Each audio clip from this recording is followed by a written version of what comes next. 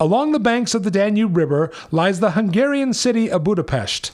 Connected by a series of ornately constructed centuries-old bridges, the two main sections of the city, Buda and Pest, coexist side by side. Seeing the city by night is breathtaking.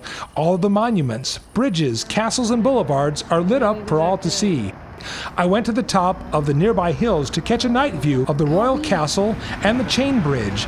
I also spent some time at the Heroes Square, which is dedicated to all the medieval Hungarian kings.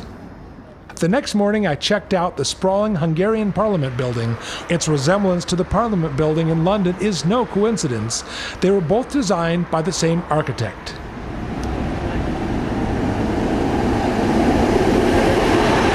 Gliding quietly along the opposite bank of the river are modern yellow and white electric trams. Drawing power from an overhead wire, the system winds throughout the city, making it easy to get around. Ornate metro signs mark each of the numerous tram stops along the line.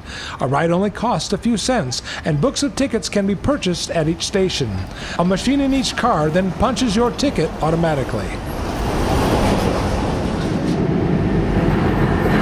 Below the city's streets, the underground metro is one of the oldest operating systems in Europe. Clean, bright stations await passengers as they wait to board the well-used trains. However, train frequency is high in both directions, so getting to your destination quickly is relatively easy. One day, I took a trip out to St. Andrei, a medieval city an hour away on the Danube. This green and white flat-nosed electric train was clean and spacious, even allowing space in each car for several bicycles. Catching the breeze through the open windows was very pleasant as we crossed the expanses of the Hungarian countryside. Once in St. Andrei, I stopped at a sidewalk cafe for a taste of the local goulash. This quaint medieval village is in a picture postcard setting, complete with shops featuring the work of local artists, souvenirs, and wines, as well as numerous sidewalk cafes, ancient homes, and of course, a constant view of the Danube. Back in Budapest, the Metro M3 route took me to the Nyugati railway station, also known as the Budapest Western Railway Station.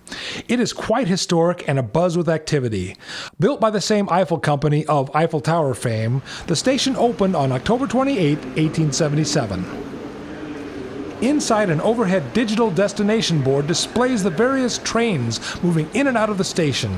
I walked out to the end of the platform near one of the control towers to capture some of the rail activity firsthand and up close.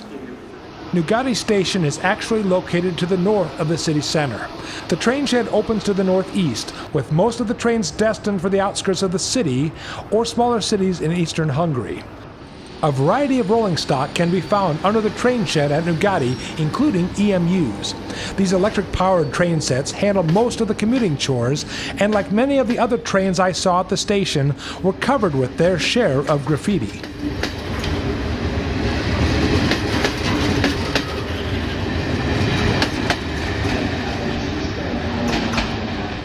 Other trains were pulled by V43 electric motors.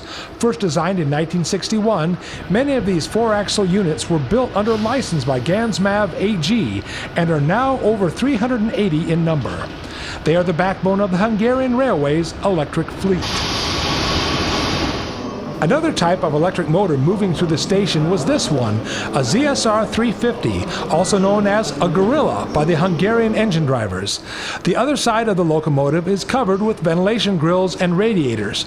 Of the 20 built, 10 of these boxy four-axle double-ended locomotives were operating in Hungary at the time of my visit.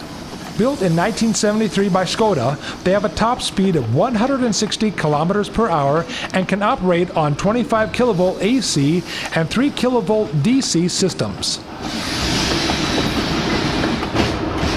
A V46 Grasshopper electric locomotive was also shoving a pair of coaches into the station on the track next to my vantage point.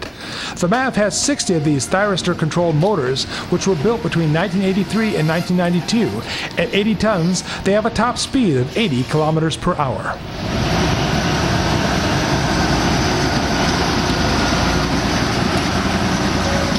A Class M43 diesel hydraulic locomotive was doing some shunting at Nyugati. 160 of these little locomotives were built between 1974 and 1979.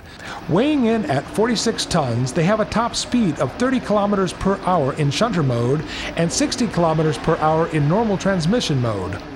The country's first railway was actually constructed from Budapest north along the river to Vas in 1848, and the ensuing system reached its zenith in 1902.